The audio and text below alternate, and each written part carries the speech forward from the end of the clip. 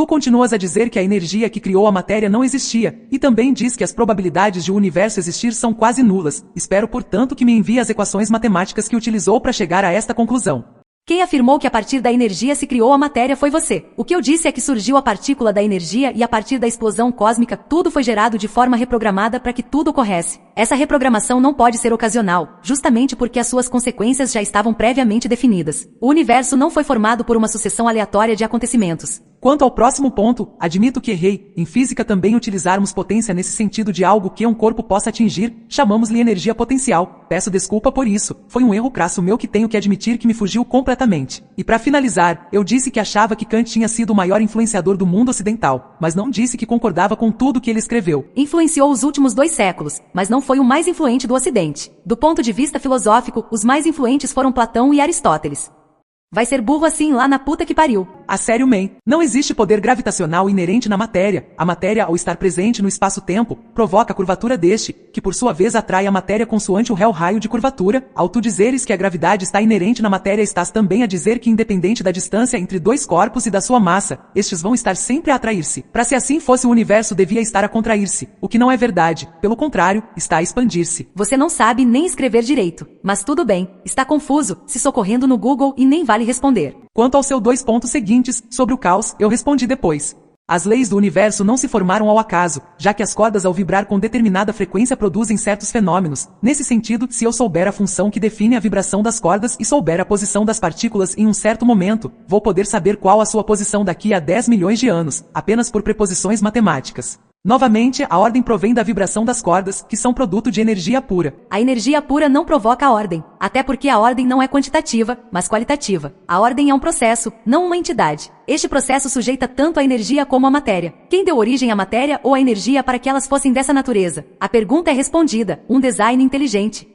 Tu simplesmente disseste a mesma coisa que eu disse em cima, que se conhecesse a posição das partículas hoje, as conheceria daqui a 10 milhões de anos. Mas mesmo dentro desse ponto de vista, a pensar de pelas cordas se ter formado as leis que regem o universo, é para nós impossível saber qual será a próxima vibração das cordas. E por isso que eu digo que tudo a partir daí se formou ao acaso, mas não tão ocasional assim. Vamos mostrar que você é ignorante? Não saberemos o que ocorrerá daqui a 10 milhões de anos. Mas os procedimentos da matéria e das cordas estarão desenhados na mesma dimensão até lá. Como daqui a 10 milhões de anos, a natureza será a mesma, como era na época de Aristóteles. Enfim, a ordem se mantém. Entretanto, ainda não me explicou porque a partícula superdensa de energia pura não pode sempre ter existido. Burro, eu não estou dizendo que não existiu. Estou dizendo que o componente da ordem não pode ser aleatório. Ele foi pré-designado. Quanto ao último ponto, eu disse na minha opinião, nesse sentido não quero saber o que a filosofia pensa nesse ponto, afinal, eu não afirmei nada. Sua opinião é idiota. Ponto final. Até aceito ser chamado de analfabeto filosófico, o que desde já, digo ser mentira, porque apesar de não possuir rabo conhecimento filosófico quanto tu, já que não estudei tanto, interesso-me e já estudei alguns autores, mas analfabeto científico, isso não, lá por tu não perceberes do que estou a falar, não significa que eu tenha ido ao Google, para compreender melhor. Aconselho estudar a teoria da relatividade geral de Albert Einstein ou ler Uma Breve História do Tempo, de Stephen Hawking. Depois, se de facto as forem as cordas a reger todas as leis do universo, e já que elas são formadas por energia pura, e segundo tu, o universo é ordenado, a energia provava a ordem, mas eu penso que a nossa confusão, esta na palavra energia em física, energia está relacionada com movimento e ou forças.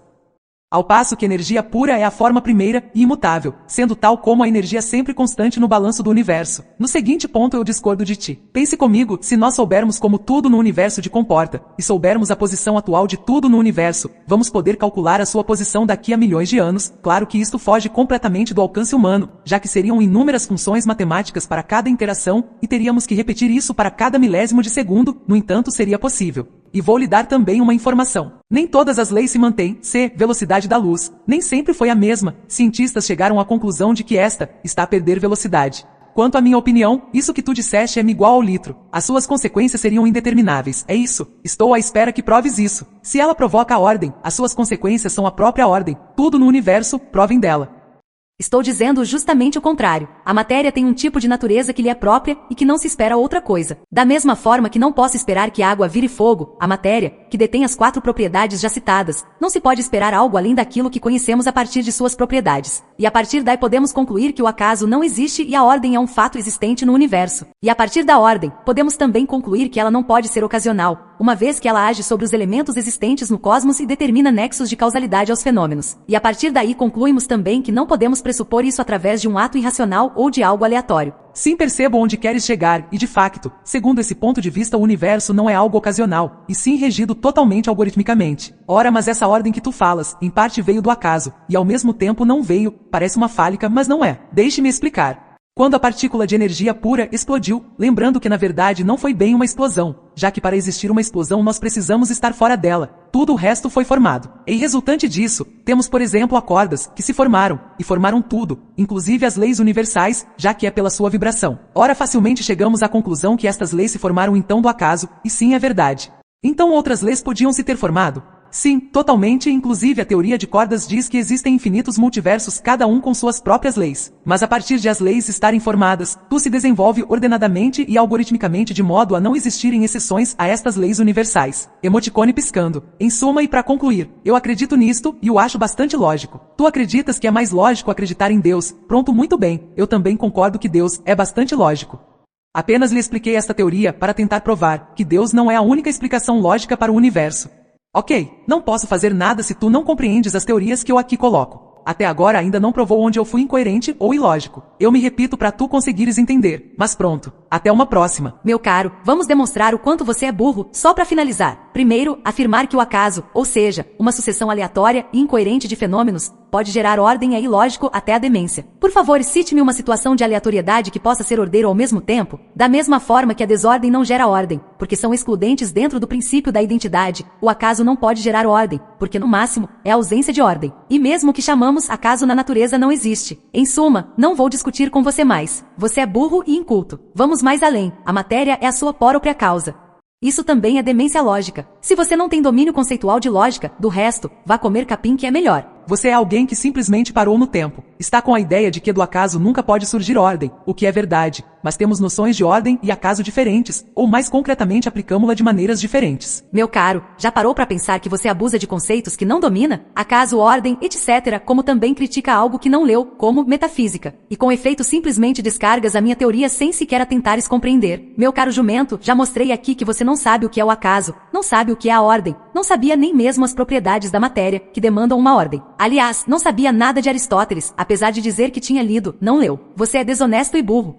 Quando a partícula de energia pura explodiu, lembrando que na verdade não foi bem uma explosão, já que para existir uma explosão nós precisamos estar fora dela, tudo o resto foi formado. E resultante disso, temos por exemplo cordas, que se formaram, e formaram tudo, inclusive as leis universais, já que é pela sua vibração. Ora, facilmente chegamos à conclusão que estas leis se formaram então do acaso, e sim é verdade. Vamos cuspir na sua cara de novo e terminar esse debate? Primeiro, para que ocorresse esse fenômeno, ele já estava previamente determinado. Não podemos afirmar que é aleatório um copo de água congelar na geladeira, e esse processo se repetirá sempre. E a ciência, reconhecendo a repetição desses fenômenos, cria uma teoria. Ainda que a natureza possa parecer imprecisa e nem sempre exata, o elemento da ordem é evidente em tudo o que ocorre no universo, e essa ordem não pode ser atribuída ao acaso.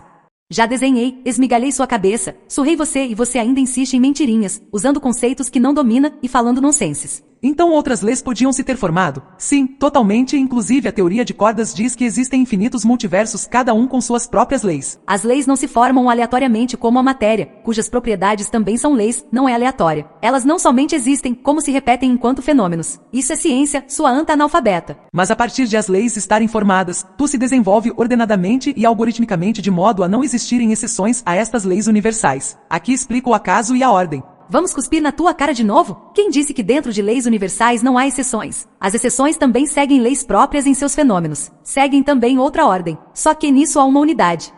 As leis do universo não se formaram ao acaso, já que as cordas ao vibrar com determinada frequência produzem certos fenômenos. Nesse sentido, se eu souber a função que define a vibração das cordas e souber a posição das partículas em um certo momento, vou poder saber qual a sua posição daqui a 10 milhões de anos, apenas por preposições matemáticas. Primeiramente, nem tudo na natureza é previsível ao homem, porque nem tudo que ocorre no universo é quantitativo e exato. Há margem de imprecisão no universo, mas dentro dessa margem de imprecisão há também ordem, há delimitações, e o acaso não é capaz de fazer isso. E percebemos que você não tem domínio conceitual das palavras, porque elas são, por si só, não científicas, mas filosóficas. Temos portanto que todas as interações entre as partículas das suas causa e efeito são dadas pelas cordas. Meu caro, as interações de partículas entre as cordas também são já reprogramadas. O princípio de ordem não surge de um nada ocasional, mas está predesenhado nas coisas existentes. Mas para quem já afirmou a eternidade da matéria e outras bobagens pseudocientíficas, eu posso esperar qualquer coisa. Ora, as cordas são elas que constituem a matéria, nesse sentido a matéria é sua própria causa, mas isto apenas segundo uma visão astronômica, porque do ponto de vista subatômico, a causa da matéria são as cordas. Vamos cuspir na sua cara de novo? Meu caro analfabeto funcional, como a matéria pode ser a sua própria causa se ela teve início? Eu não posso atribuir a mim mesmo o início. A causa implica uma ação distinta que gera outra e assim sucessivamente. A matéria foi gerada por uma partícula de energia, ou seja, a matéria não pode ter causa em si mesma, justamente porque ela antes não existia e algum ente deu causa à sua existência que não era a matéria própria.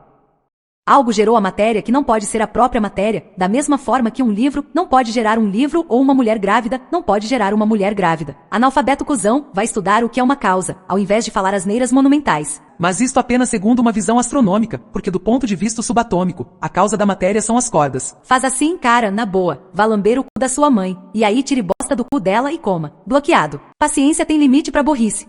Bruno Rocha diz: Cara, a teoria do multiverso é debatida cuidadosamente por cientistas, mas vejo como tu já está sabendo mais que os cientistas que estudam o assunto, até prega que algo forma a si só. Ponto. A teoria do multiverso é sim muito debatida.